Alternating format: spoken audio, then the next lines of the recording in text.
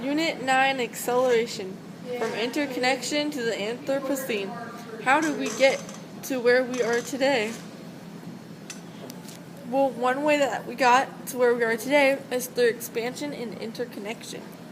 As the world grew smaller through exploration, all the world zones became connected, which spread collective learning on a global scale. It also spread agriculture and farming, new ideas, sickness, trade, population, animals and plants, spices and silk, and technology. The Enlightenment also helped bring us to where we are today. During the Enlightenment, ideas spread, and some people gained economic power, and people also changed their thinking. The Enlightenment was a European movement that changed the way people thought about government, philosophy, and the individual. This occurred during the 17th and 18th centuries. One person who definitely was involved in the Enlightenment was Mary Wollstonecraft. Her personal opinion was that there needed to be equality for all genders, and that women were given equal opportunities to work. And the government should treat everyone equal. Some of other thinkers' most important ideas were the freedom of religion, freedom of equality, and freedom of fair trials. Some others were independence and freedom, government has less power, and religion. The Enlightenment also led to the Industrial Revolution, which the Industrial Revolution was when people shared more goods, ideas, religion, and the Industrial Revolution was when people shared goods, ideas, religion, and innovation accelerated out of a necessity to compete in a global marketplace. The global marketplace led to the Industrial Revolution, which also helped in a major shift in agriculture and the production of goods. This occurred during the 18th and 19th centuries. The Industrial Revolution is also an important transition in how things were made or used mechanically through fossil fuels. The British people... Okay, can we the Goldilocks conditions that started in Britain were wood shortage, which led to the discovery of fuel so that people could burn coal instead of wood. Elites also became interested in business, which meant that they wanted to start their own business and own companies, which either took away people's jobs or gave them jobs. Also, the rule of law and cheap cotton was produced by slaves, which meant that people began turning to machines to get better goods instead of people. The Industrial Revolution changed the economy because more items were being bought and sold, so buying and selling items increased, which increased trade, and which led some people to gain a lot more money, and other people lost money due to unfair bargains.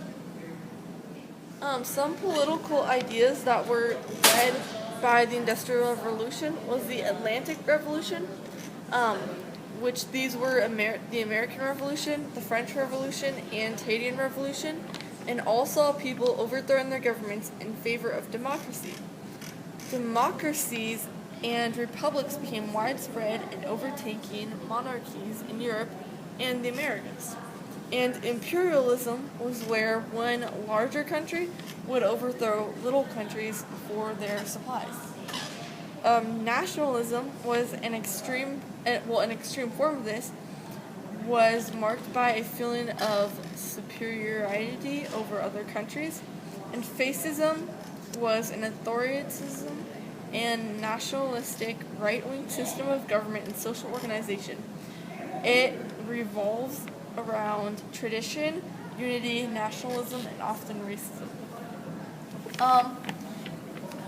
The Atlantic Revolution was caused by the Industrial Revolution because of democracy, and after they decided that they did not want one leader, they overthrew that leader because of the Industrial Revolution. Um, Democracy came on after the Industrial Revolution because after the innovation of machines, people were put out of jobs and they wanted to have a say in that. Imperialism was led on by the Industrial Revolution because it gave a reason for people to need more resources for their machines and businesses in general, which meant that bigger countries overthrew smaller countries for their resources. Nationalism was impacted by the Industrial Revolution and the Enlightenment because countries that grew into the modern revolution felt that they needed to take over the countries that were poorer and did not trade because they did not join the revolution. The overthrown countries were then transformed into modern countries by the countries that overthrew them.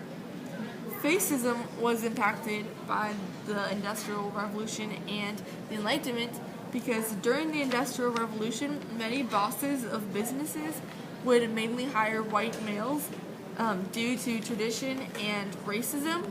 So during the Enlightenment, people like Mary Wollstonecraft stood up against fascism and fought for equality for all races and genders. Capitalism was one of the economic ideas in a political system in which a country's trade and industry are controlled by private owners for profit rather than by the state. Communism was a theory derived from Karl Marx, which was where capitalism was an economic idea and political system in which a country's trade and industry are controlled by private owners for profit rather than by the state. Communism is a theory made from Karl Marx, which in advocating class war and leading to a society in which all property is publicly owned and each person works and is paid according to their abilities and needs. Keynesian economics is an economic idea that the government should help stimulate the economy by creating jobs. According to Keynes, this is how countries could break the cycle of economic depressions. These were all affected and caused by the Enlightenment and Industrial Revolution because capitalism enforces machinery which gave them more power of citizens.